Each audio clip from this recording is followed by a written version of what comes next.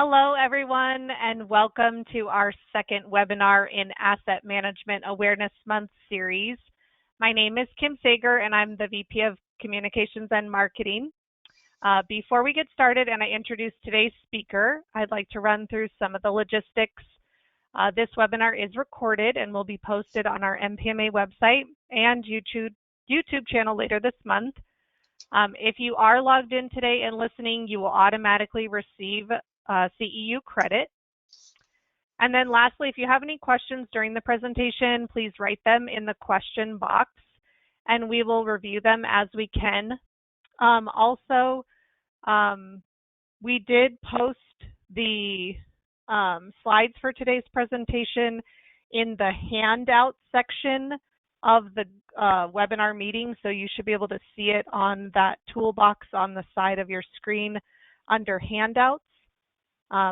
So now I'd like to introduce today's speaker, Dr. Douglas Getz. He was an industrial property management specialist, property administrator, professor at the Air Force Institute of Technology, professor at Defense Acquisition University, and his last job was president of GP Consultants, LLC.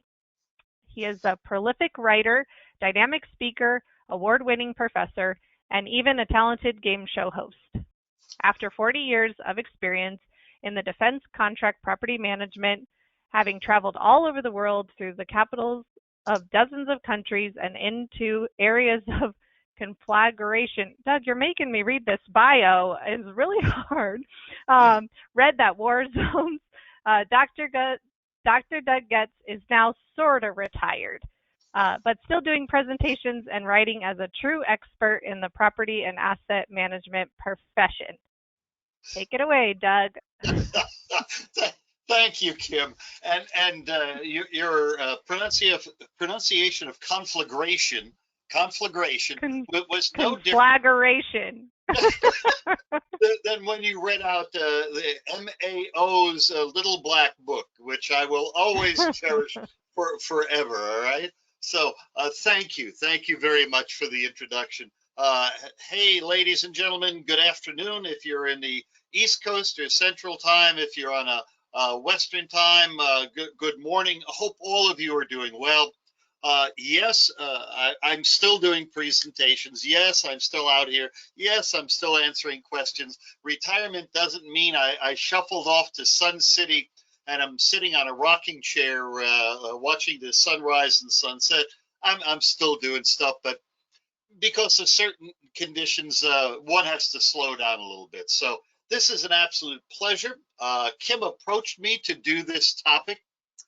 It's a topic that I've enjoyed researching and talking to various people about. So we're going to talk about subcontractor management and dealing with it as a process requirement. If we look at the government property clause, dealing with that as a process requirement called out in paragraph F of that clause. But as we get into this, we have to understand that there's a legal underpinning, that deals with some of the relationships that we're going to talk about. So that's important.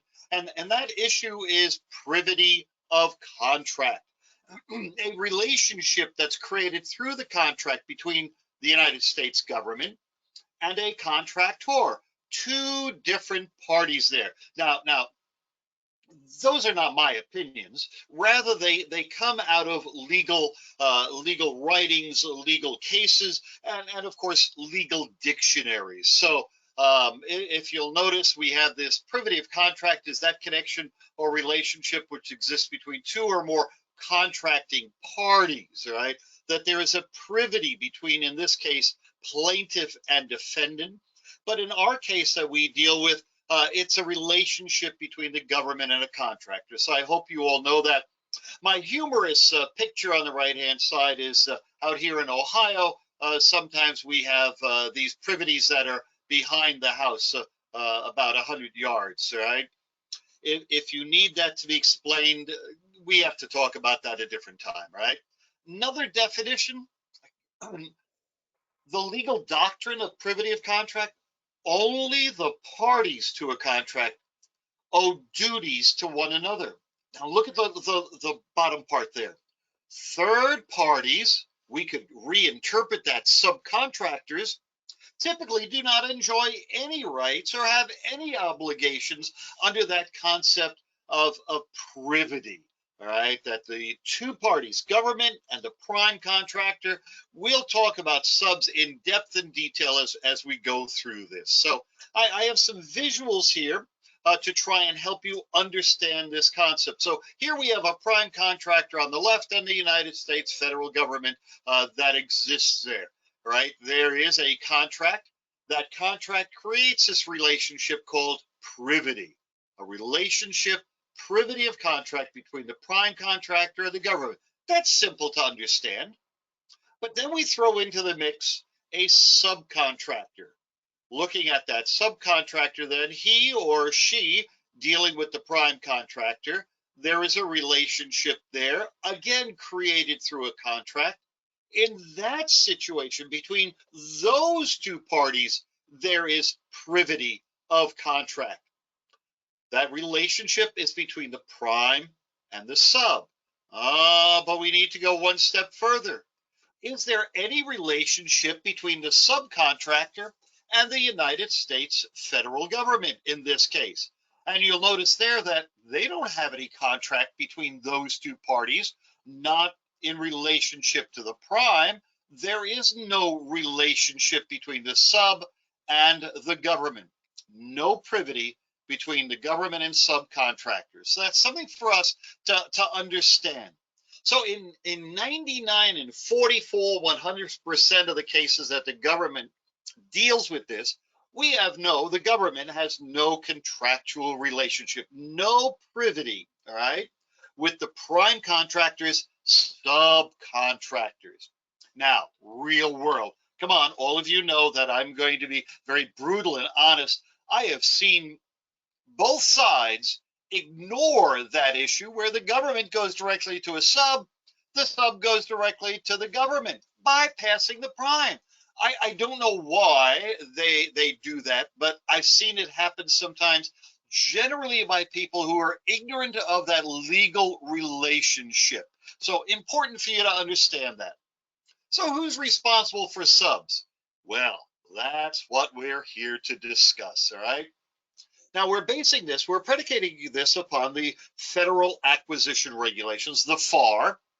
We're predicating this upon our analysis of the Government Property Clause, that we have tangible property involved in this contracting action. And here we have our overarching paragraph B, a very powerful paragraph, which talks about having a system to manage government property. And embedded within that system by the parenthetical statement there, control, use, preserve, protect, repair, maintain, all those things that we're supposed to do in managing stuff. But it's the end of that opening paragraph one that's important for the discussion today. This requirement applies to all government property under the contractor's accountability, stewardship, possession, or control. But look at what I underlined there. Including its vendors or subcontractors.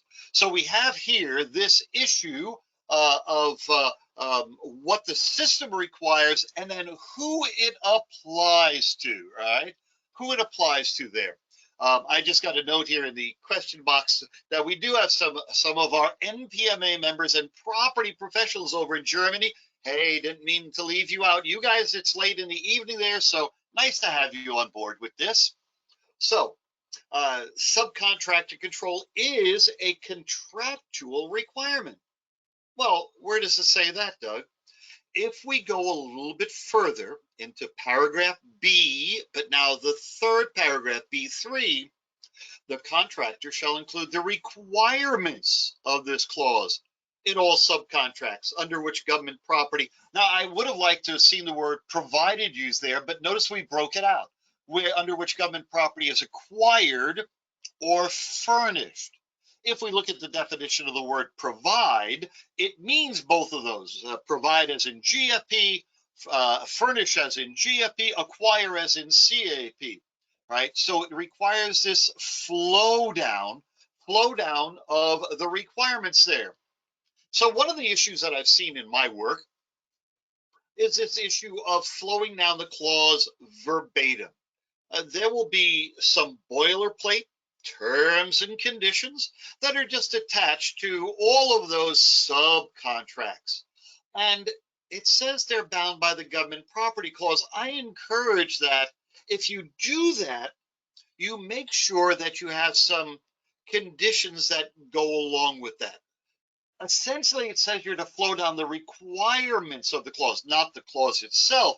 If you flow down just the clause without any modifications to it, that's what the word verbatim means, right? The sub is going to read it and say, well, I get to deal with the government because it says, look, you'll go to the government here. You'll report to the government there. You'll notify the government in this situation. You need to clarify that the sub is always to come back to the prime contractor. So I encourage you, if you're a contractor, check your terms and conditions, check if you have a boilerplate for the use of the clause, and whether you have any critical issues there that you'd like to resolve there. All right. Here's my small problem. Kim and Heather. Okay. Very good. I could not see all the questions, so I had to expand it. I got it there. One of the questions asked is, should subs have an approved government property system before they're utilized? Well, the answer is no. We don't necessarily have approvals of systems all over the place, and we're going to get to that issue a little bit about subcontractor reviews that are to be done for award. So my answer to the simple question is, do they have to have an approved government property system? No. We've grown comfortable, though, that there are contractors out there that have their own prime contracts and therefore expect them to have a system. That's not the point here, because you might have multiple small contractors. They know nothing about system approval because that's not their requirement. And if you look at the FAR, there is no requirement for an approved system. Most of you are coming under DOD. I'm assuming you're coming under DOD. DOD, because of the business system rules, has an approval requirement. So interesting discussion that, and we can continue that in another week on the self-assessment process. I'm going to talk about that webinar in a few minutes. So here we go, continuing now to paragraph F. Listen, paragraph B and paragraph F are inexorably linked. The two of them go together. You really can't separate those two issues, those two requirements. It's really, really important that you understand that. So if we're in paragraph F, there is a requirement, a process, and outcome for subcontractor control. There we go. Paragraph F1V, subcontractor control. And it says the contractor shall award subcontracts that clearly identify assets to be provided and ensure appropriate flow down of contract terms and conditions. And the one example that they give, for example, is limited liability for loss, damage, or destruction. Now, I'm going to get into that, not as much as I normally deal with in a separate class, but you'll like what I've done there, because I've extracted some brilliant guidance on that one from one of our peers, right? So what else is required under subcontract control? Contractor shall assure its subcontracts are properly administered and reviews are periodically performed. I'm going to parse these a little bit later into greater depth and detail. But essentially, I'm asking the question, who does what, when, and how? How are subcontracts properly administered? Do you have a purchasing department that does that? If you're a very large contractor, do you have a subcontracts department that does that? For reviews, how are your reviews periodically performed? What are the drivers for that? And we're going to look at those. We are going to look at those today. And that's why I asked the folks at NPMA if I could have a little bit more time than the normal 60 minutes. So here's our requirement. It is the prime contractor's responsibility to establish. Prime contractor's responsibility. Remember that. To establish how the outcomes will be applied through the process. What methods or methodologies are you going to use? And here's the other nice thing. Because of statutory allowance, we allow contractors, the FAR allows contractors to use voluntary consensus standards, industry-leading practices, customary commercial practices. Now, those in and of themselves can be a whole session of discussions there. So really cool. I do encourage you to look at them. I'm not telling you to use these. That is up to your company, your corporation, your entity to make a decision if they have applicability for what you're doing. But there are two that deal directly with this issue. 2936-20 just revised. Standard Guide for Contractor Self-Assessment of U.S. Government Property Management Systems. ASTM 3015, that was updated in 2020, Standard Guide for the Management of Customer-Owned Assets in the Possession of Subcontractors. Now, there are lots of other VCSs that come into play, other outcomes and processes, but these are two that directly relate to some of the things that we're covering in today's session. So, we've seen direction to the contractor. Prime is responsible and accountable. Surveillance and all of the government property in their possession. Bottom line, we got to remember, it's the prime's responsibility to oversee its subs. It's the prime's responsibility to oversee its subs. So we see this requirement, and this was meant as a humorous slide that the prime is very happy with the purchase order that they've awarded to a subcontractor, but the subcontractor, after awards, finally sits down to read all the little terms and conditions and realizes, oh my goodness, what am I? Okay, it was meant to be humorous. I don't know if it is, but let's talk about these requirements here. Flowdown. All right. Contractors shall include the requirements of this clause in all subcontracts under which government property is required to furnish. Good.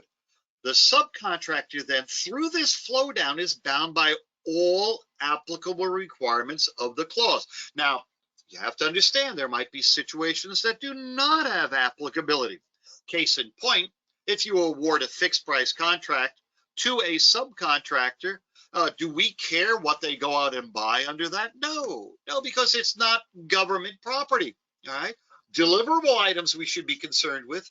GFP we need to be concerned with. If there's a cost reimbursement CLIN in that fixed price contract, making it a hybrid contract, then I'm concerned with the stuff bought under the cost reimbursement. But each item, each process, each outcome, we need to analyze, critically determine which apply.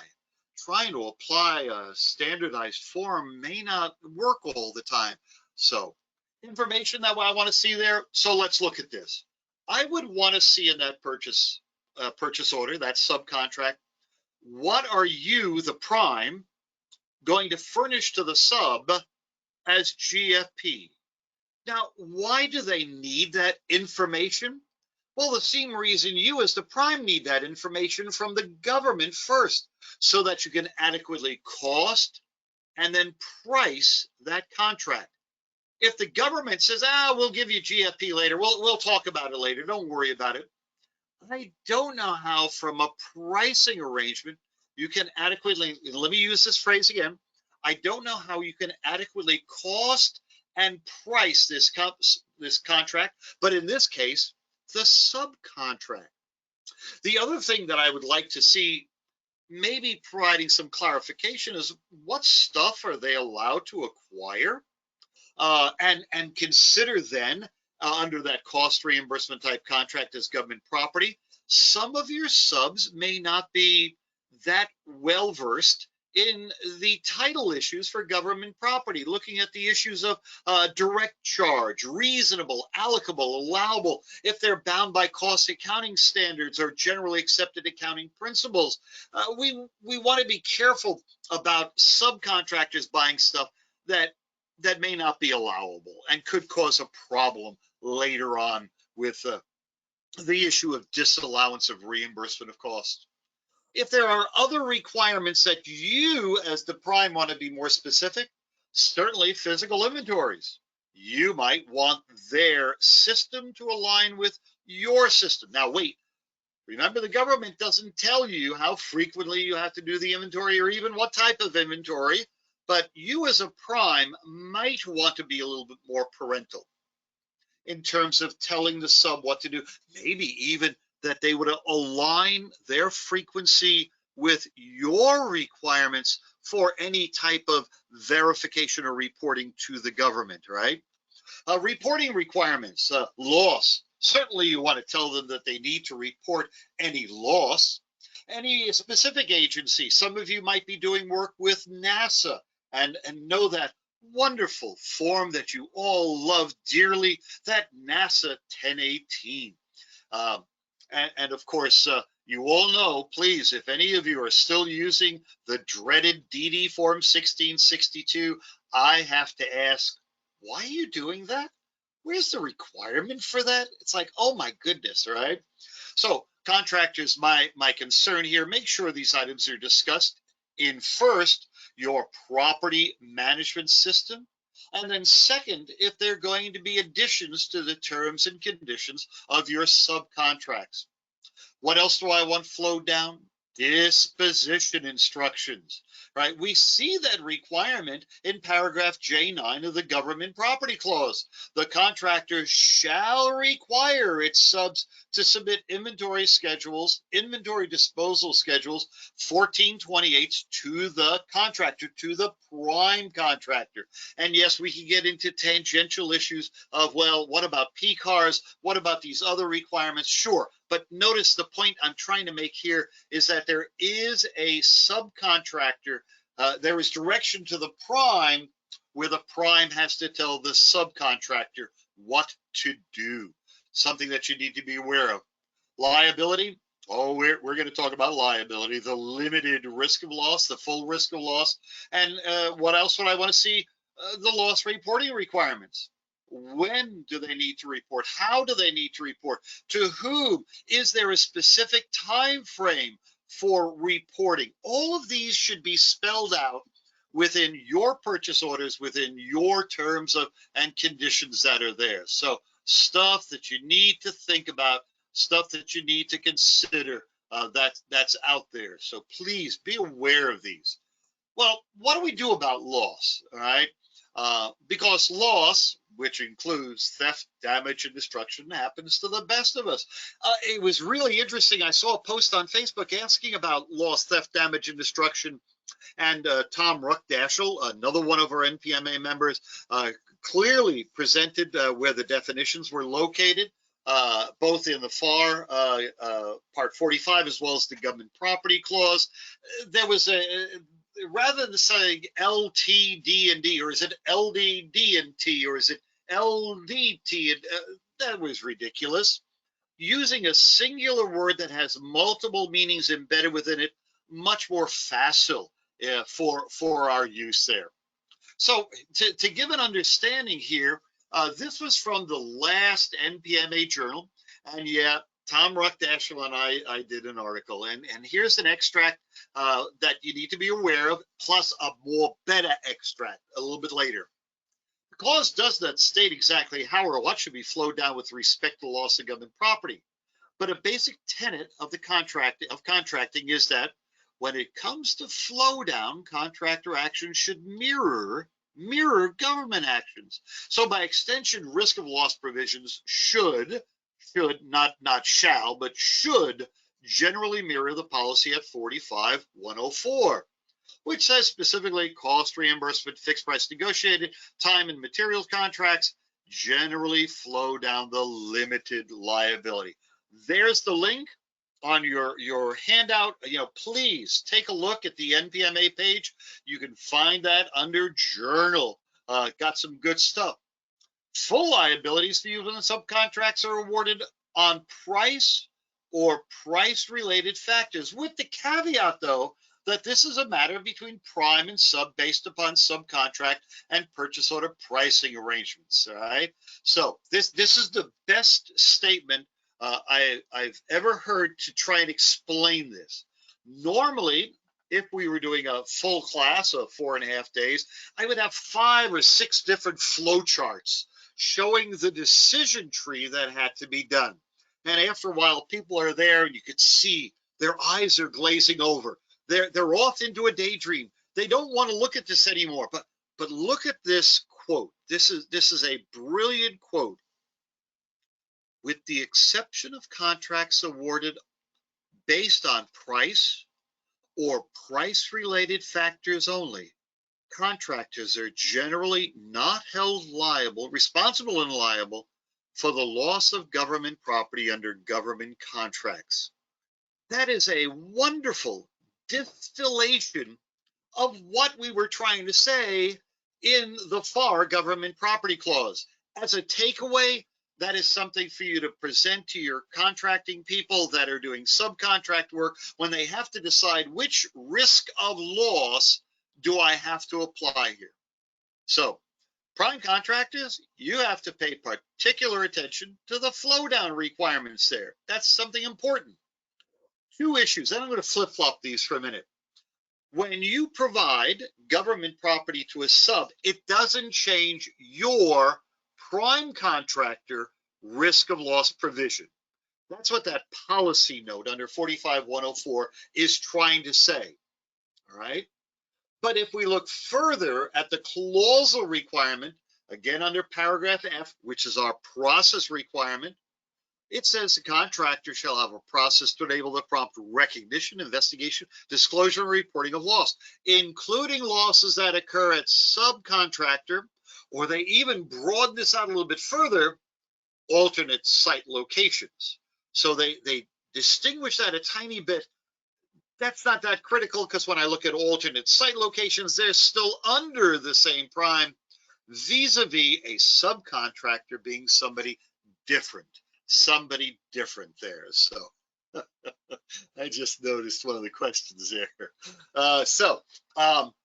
Why do we go through all this stuff? Because it's the prime's responsibility to spell out how all of this will be done in its property management system.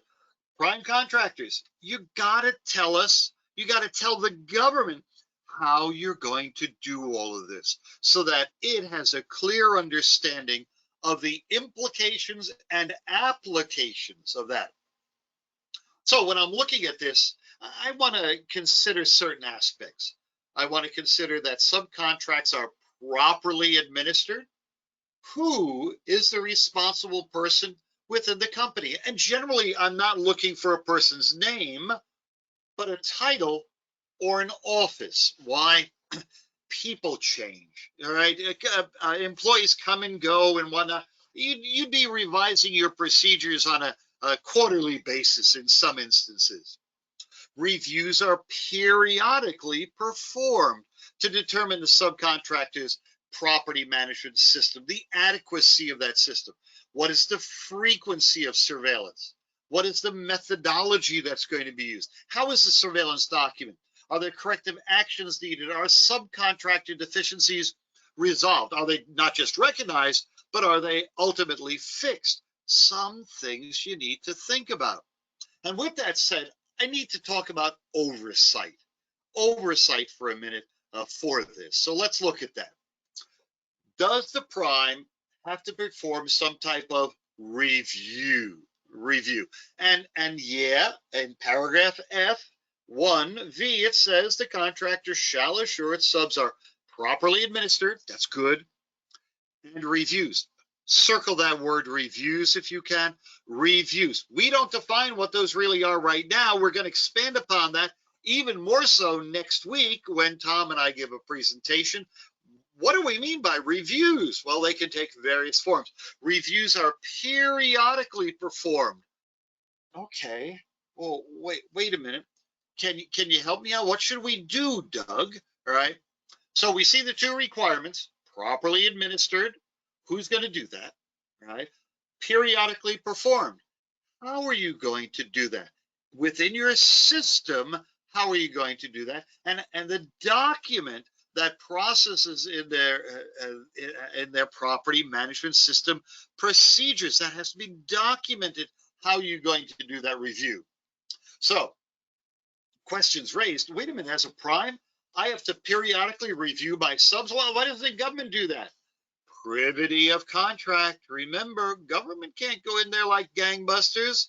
So here, yes, prime, you have to review your subs. And two suggestions there. I'm going to talk about risk management here for a minute. I'm going to talk about how the actual review may take many different forms, right? So, yep, I would encourage you to look at applying a risk management strategy. And certainly you have to determine and apply a methodology or methodologies to that review. Doug, help me out. I have no idea what you're talking about here with this risk management stuff. Well, I think the best analogy that we can present to you is what DCMA has stated. I'd encourage you to analyze and see what they said. I put down here potentially apply. I might definitely look at that and see, can I borrow from this risk management process and their typology? Could I do that? Let me see, right? So the DCMA guidebook has a risk management concept before they do their property management system analysis on the prime contractor. So I need to talk about risk for a minute. First off, you got to understand risk management, all right? One of the most detailed books out there is the DoD guide for risk management under defense acquisition programs. Look, it's at a very high level. It's dealing with program management, not property management, program management, and therefore takes a different perspective. But you can learn from their perspective, from the text's perspective and the authors of that text. We like VCSs. There's actually an ISO VCS out there on risk management, right? Plus, oh my goodness, just type in risk management to the god of all knowledge, that being Google. Okay, that was meant to be humorous, and you will find tons of stuff on risk management. But we need to be careful, and I want to make sure people understand what risk management, or what's involved in risk management. When we deal with risk management at the top level, risks are potential future events or future conditions that may have a negative effect on our program, or in this case, property management. They are defined as an undesirable event, or the probability of an undesired event, or the consequences of an undesired event should it occur. These are all future conditionals in point of fact. What I see the confusion is in regard to issue management. Issue management within the risk management paradigm is something that you see after a PMSA, that you've identified an issue or problem that has already occurred. And I see a lot of confusion out there, the difference between a risk, confusing that with an issue. One is future. The other issue, it's already occurred. Well, fix it then. I'm not worrying about that as a future risk. It happened already. You need to be aware of that. Now, if I look at one of these came out of DAU, one of my two universities that I dealt with out there, and that possibly many of you have actually attended classes at DAU. I think that's great. And I'm trying to see the question here, and for some reason, okay, there was a question here, a good question. With privity of contract between prime and sub, how can the government determine if the prime surveillance process assesses adequacy to their standards? Well, wait. Whose standards? Remember, you're the one who created your subcontract management process and subcontractor surveillance process. If they've determined that your property management system is adequate with its embedded items, I'm sorry, if we're following our processes, then DCMA says yes.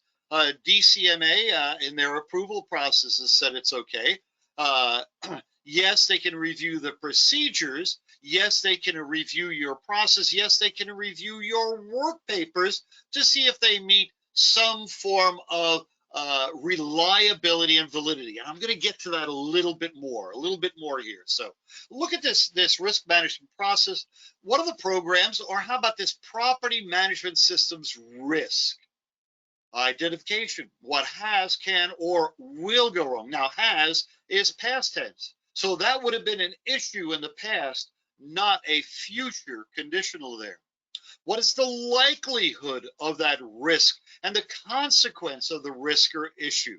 Well, you could deal with very finite, small risks, or you can deal with things like hurricanes and tornadoes and tsunamis. We really don't know what the likelihood of that risk is. Some years it might be more. So, and even then, what actions could I take to prevent any? I can't, not with a property management system.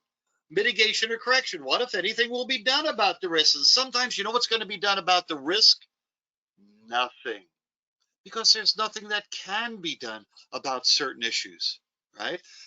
Monitoring, how has the risk or issue changed? And yes, this might change over the life of a contract. And then back, notice it's a circular process, a never-ending process that goes on.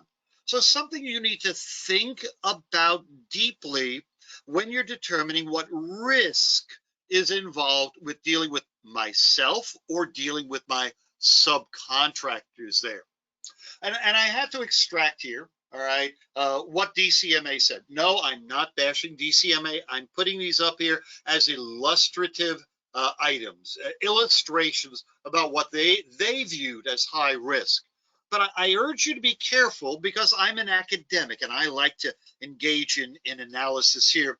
And as I read through this, many of these are past issues which you assume should have been corrected. They are not risks. They are not risks. This is a past issue that should have been fixed. Remember, risks are future conditionals per se. Moderate risk, yes, some lower level things. But again, even embedded here, there are risks. Good, excellent. But there are also issues that have had to been addressed and fixed. You don't let those issues fester and just go along. You got to look at them, all right? Low risk, and this is where all of you as contractors who are out there, or even government employees, you want your contractors to be low risk. Government people, through your efforts to make sure that they have an adequate property management system in compliance with their contractual requirements. Contractors, you need to look at your subs to ensure that they are, through their actions, through their processes and procedures, of the low risk category. From my perspective, we should all desire to reach that goal of being considered a low risk contractors. In some ways, you really can't, because of the type of property that you have. Certain arms, ammo, explosive, nuclear, those have been set as a fait accompli that, well, you're high risk, right? So when doing their PMSAs, their property management system analysis, DCMA has classified this into standard or limited. Ladies and gentlemen, that's been going on since the 1800s, when I was an industrial property management specialist, right? So this is nothing new. We did standards, we did limiteds, and they were really the difference between going out and auditing the contractor in the flesh and blood, or doing a desk audit out there. Here are the definitions. A standard PMSA requires entrance and exit conferences. Good. Detailed testing. Good. Formal examination of the contractor processes. Good. Very good. Generally, in spite of COVID, and let's rule out COVID. If COVID wasn't around, the PAs would be out there doing this live and in person. With COVID, our world has changed a little bit. Limited is what we used to refer to as a desk audit, And there they say it's appropriate only for low risk contractors. In that case, they may not even go out and do an audit live and in person there, right? So I hear a lot of stuff being done out there now in regard to virtual virtual audits. Well, if you're doing a desk audit, tell me, is it really live? No, it's virtual. So we've been doing this for decades, right? So I came in 78. We've been doing the same thing for decades, ladies and gentlemen. All right. The last thing that I wanted to point out here was the frequency of that PMSA. Notice that if you're high risk, it's on an annual basis. Moderate risk, at least once every 2 years. We could view that as a biennial. And low risk, a limited once every 3 years, a triennial. So what even the government's trying to do is act smart based upon a risk management process. Now, when I've covered this in class, people have said, Doug, that's DCMA. What does that have to do with me, a contractor? Well, it's simple. We mentioned before about contractors following the inherent principles of the government. In this case, if it's good enough for the government, why can't you, as the contractor, use the same foundational principles if you so choose? So you need to think deeply in regard to what you're doing. So what could these forms of review, what form could they take? What I've seen in the past is many times letters have been sent out requesting verification that the GP is still there, telephone interviews with company rep covering specific topics. There might be a visual verification by a primes representative, not necessarily property, but if there's a site inspection required for acceptance at a sub-level, the company quality assurance rep may be going there, and they can be educated. They can be trained to recognize what the requirements are. I've seen that with large companies and mid-sized companies where they have actually had the quality assurance rep go through training, go through shadowing, go through various reviews within property, and then sent out so they know what to look for. Or in the utmost type of review, do a full audit in accordance with things like generally accepted audit standards. GAAPs. You've all heard about GAAP, generally accepted accounting principles and practices, GAAP. Well, there is this equivalent for audits called GAAS, generally accepted audit standards. And if you're in the government, we also deal with a popular singer today. We deal with Lady Gaga's, GAGAS. Generally accepted government auditing standards, GAGAS, GAGAS. If you don't believe me, type in the yellow book to the Google search engine, and you will find an easily downloadable edition of GAGAS there that you should read, regardless of whether you're government or industry. Look at them, please. Now, I have a note down here in green.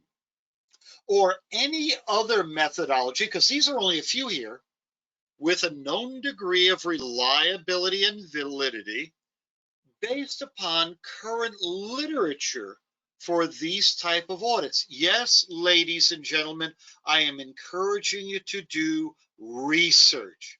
Research.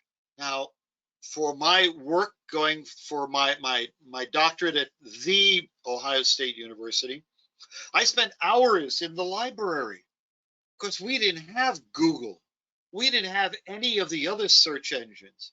And therefore, or even access to a library search engine where they have access to even more stuff than we can on Google, because some of it might be either password protected or it might be on a for-fee basis.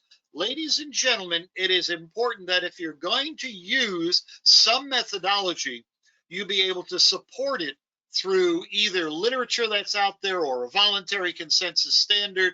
Lots of opportunity for you to think about this. So, however you're going to do it, put that into your procedures. You need to have that clearly documented in your property management system procedures, telling your employees what you're going to do, telling the government what you plan to do in regard to your subs. Now, one recommendation here, and this is for you to use of your own accord. This is not something that Doug has put his imprimatur on. He finds it a good document for you to work from. But we have these various trade associations.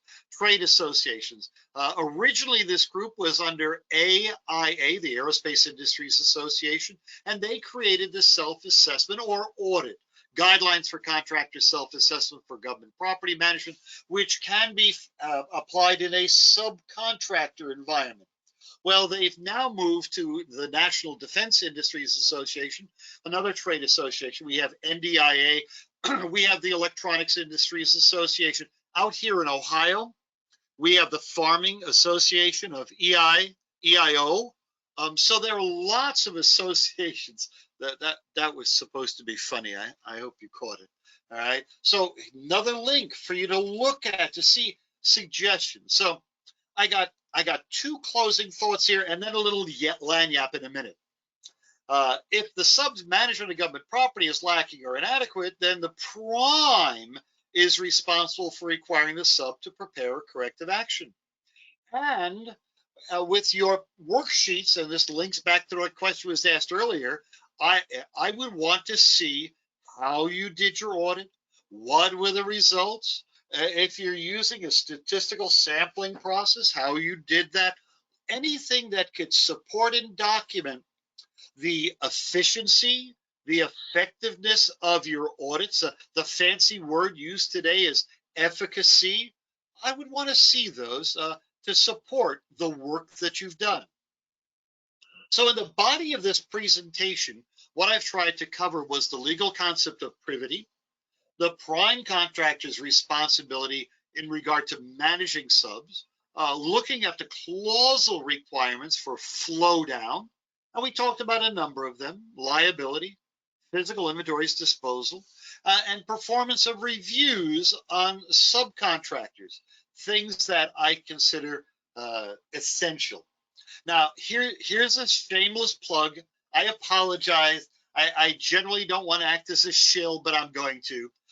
We are not covering self-assessments in this session.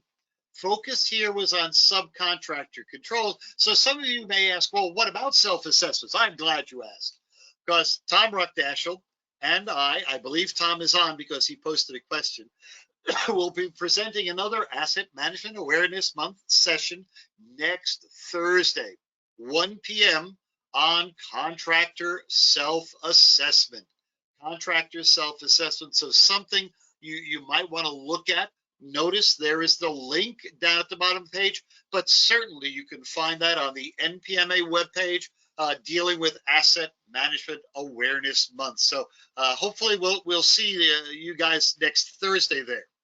I wanted to stop for a minute. I just want a little bit more. And if you've been down to New Orleans at any point, there's this phrase down there called lanyard. Lanyard, all right? Now, up in New York, where I'm from, in Queens, if we went to a place that sold donuts and ordered 12 donuts, right, we would really be given 13. A baker's dozen, a little something extra, and that's what lanyard is all about. So I got a couple extra slides that I wanted to display for you to think about some of the other subcontract issues, right? So we saw paragraph B, contractor's responsibility extends from the initial acquisition, including vendors and subs. Cool, very good. We saw the requirements for the flow down shall include the requirements of this clause in all subcontracts that have property that's provided. Let's use the word provided there. We saw the process requirement under F1V of the government property clause, subcontractor control. So we know what those are. We know what those are. That's important. We need to look at a few other things. And one of the pet peeves I have is the issue of access. If we look at paragraph G, parens 1, this access includes all site locations. But look at this next 4 words. With the contractor's consent, all subcontractor premises. The government, remember, has no privity with the subs. No privity, and therefore for the government to go in there without the prime's consent is wrong. In point of fact, if we were to go back to about 1979, my boss, Mr. Nick DeCesare, he's subsequently passed away, sent me out to a company in Queens and told me to pick up a couple items of special tooling that this subcontractor had been holding hostage. I showed up there, knocked on the door. That subcontractor almost ripped my head off. He says, I'm not giving you anything. I don't know who you are. It's like, well, here's my government. I don't care about your government ID. I don't have a relation with you. And essentially, he kicked me out. Was he appropriate in that course of action? Sure he was. The prime contractor had never informed him. The prime contract never given me consent to go to his sub. Interesting. Remember, the government has no privity with the prime contractor's subs, all right? For the government, in this case, the property administrator, to go to the sub facility must have the prime's permission. Now, look, there are other occupational series within DoD, and the one most used is that of quality assurance. The quality assurance reps have a different requirement or a different allowance in their clause that they can go into your subcontractor location. So be aware of that. I'm only talking about property administrators. Be careful about access, right? Now here's another requirement that was in there, sort of redundant, but it left something out here. Contractor shall ensure government access to subcontractor premises and all government property located at subcontractor premises for evaluating the sub's property management plans. Wrong! Oh my goodness. There was something left out there. There was something left out, and what is missing from that? You would need the prime's permission. You would need the prime's permission. There's another little glitch here that requires clarification, and that's under the -9. It talks about subcontracts, and it talks about the use of government property. Now, if government property is accountable at the prime under Contract A, and any subcontract having work done under Contract A, that use of government property is authorized because it's for that instant contract. But here under item 2, it really says that if they're subcontracts of any tier under government prime contracts, if they approve that, no. If it's accountable under Contract A and being used under Contract A, the permission is if they want to use it on some work under Contract B or a subcontract under Contract B. In that situation, we would need authorization. So they left out the word other government prime contracts. Needs to be fixed, needs to be clarified. I know folks are working on that. 52244-2, the subcontracts clause. Yeah, Doug, we need to worry about that with subcontractors. No, this does not deal with subcontractors. This deals with the award of a subcontract. Do you need approval to award a subcontract? Two-word answer, you all know it. It's the first time I've used it. It depends. If you have a disapproved purchasing system, then you need to come in and ask, Mother, may I? Or if that purchase order exceeds a specific threshold, in this case, the simplified acquisition threshold, which is $250,000, you can see that defined in FAR 2.101, or a set percentage of cost determined by the contracting officer. So lots of good stuff there, all right? DFARS, couple things there.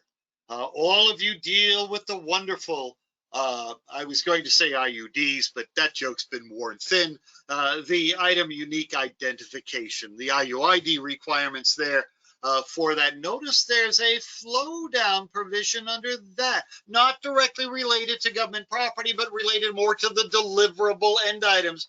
You should be aware of that. You should be aware of that, right?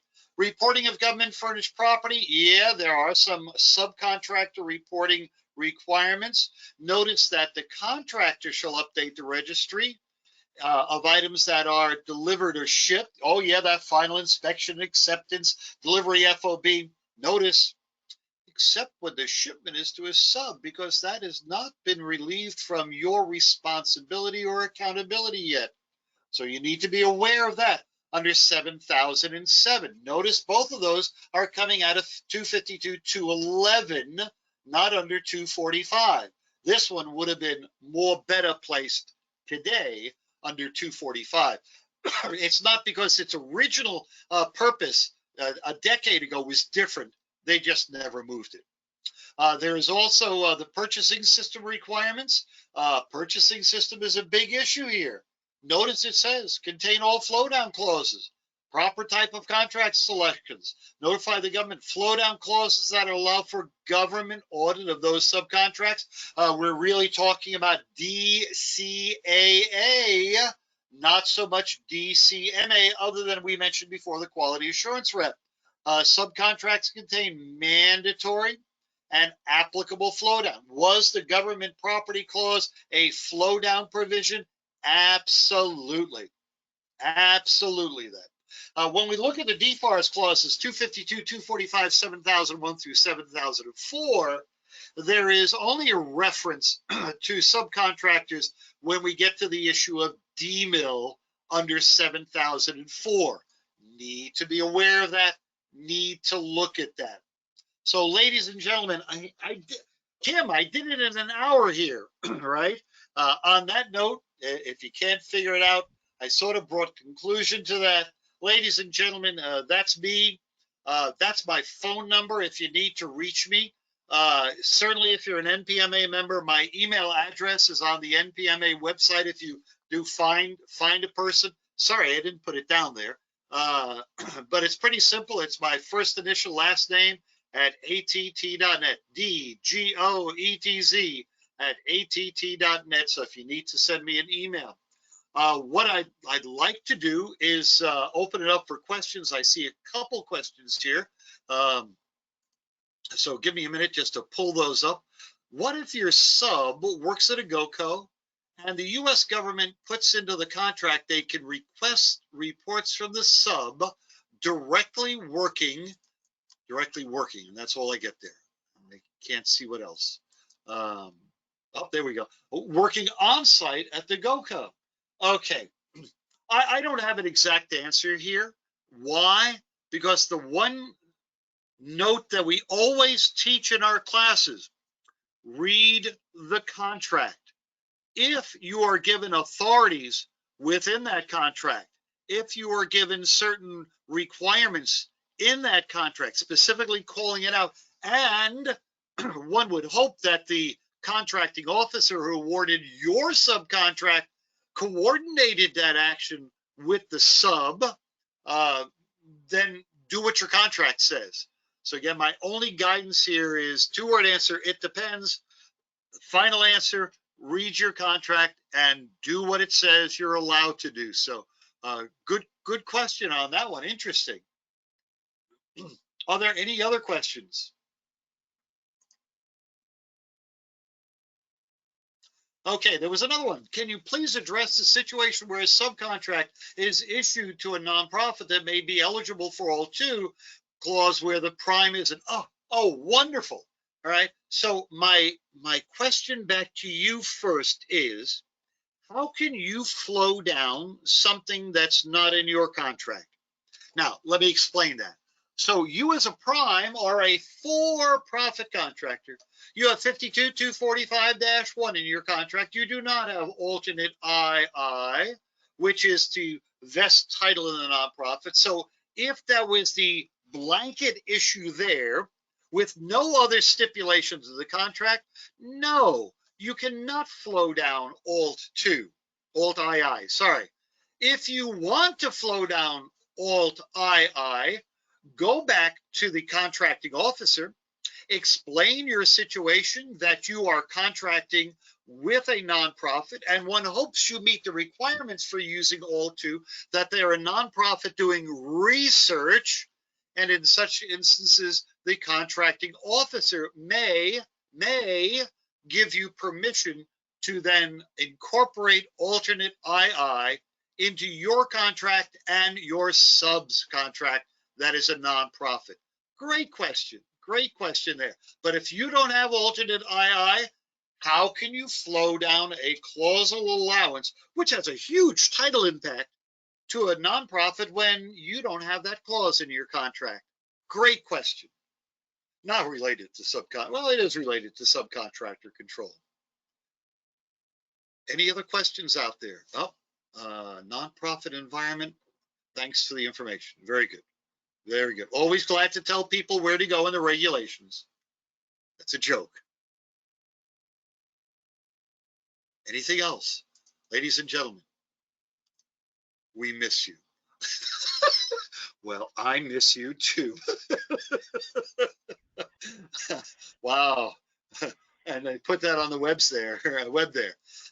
What are the requirements for the subs? Oh, John. John is fixated on identification. John, thank God we do need you. All right. We do need you. What are the requirements for the subs tagging property? Well, wait a minute. What did I just say before? Number one, prime contractor. What does it say in your procedures in regard to identification? Now, I'm not talking about IUID right now at this point. I'm talking about the identification requirement that's in 52-245-1, where we get into the issue of receiving under paragraph FII, where it's receiving an identification. What did you put into your procedures as to identifying that property? For delivery at the end, where you need to potentially put on the IUID requirement, that also, I showed you the clausal requirement that needed to be added under 7003.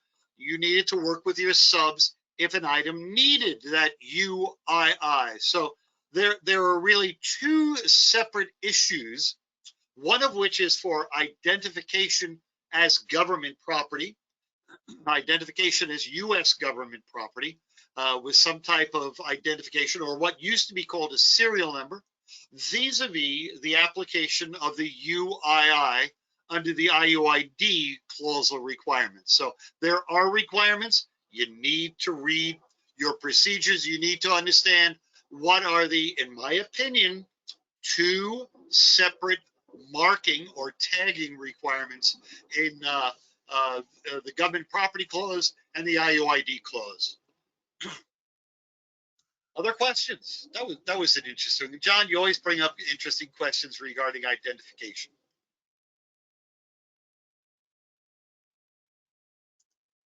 Can a cost plus contract still?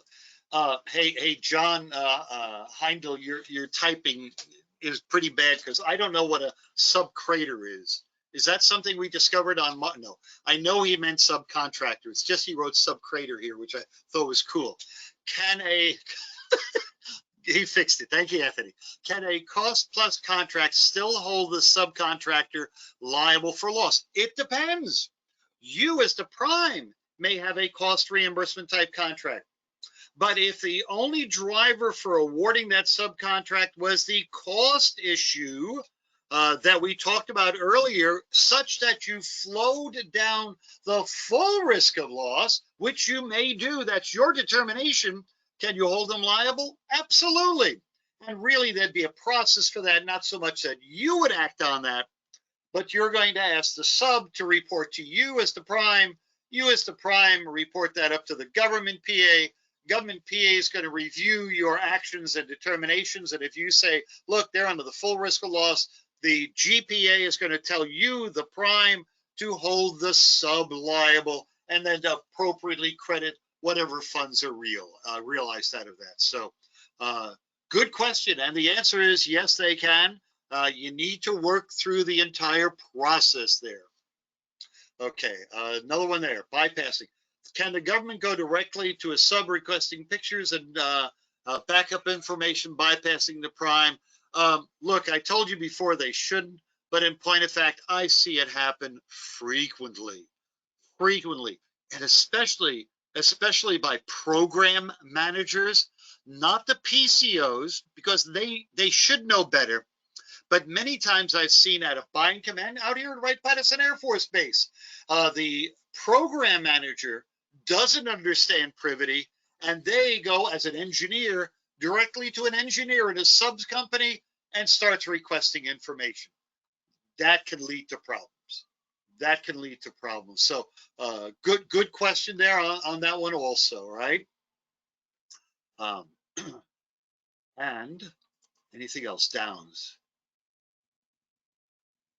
Okay, if our sub is subcontracting to another sub, should we review their contract with them? Oh, so now we have a second tier sub. We have prime, sub, and sub. So listen, if you flow down the requirements of the government property clause, does your first tier sub have to have a property management system? The answer is yes. As to the complexity of that system, that's left to be discussed. Should you, as the prime, review the sub's property management system? Yes. Within that sub's property management system, would they have discussion of their subcontracting process? Absolutely. It's a continuous domino effect whenever property goes from prime to sub, from sub to second tier sub, and we could take this down ad infinitum with the flow down requirement from prime to sub, sub to first tier to second tier, stuff of that nature. So hopefully that helps there. Very good. Thank you for the hello from Fort Rucker, Alabama. Enterprise, home of the Boll Weevil statue in the middle of town. Been there, done that, seen that. And there's a good Chinese buffet in outside of Fort Rucker in Enterprise. Kim, I'm going to turn it back over to you. All right. Thanks, Doug.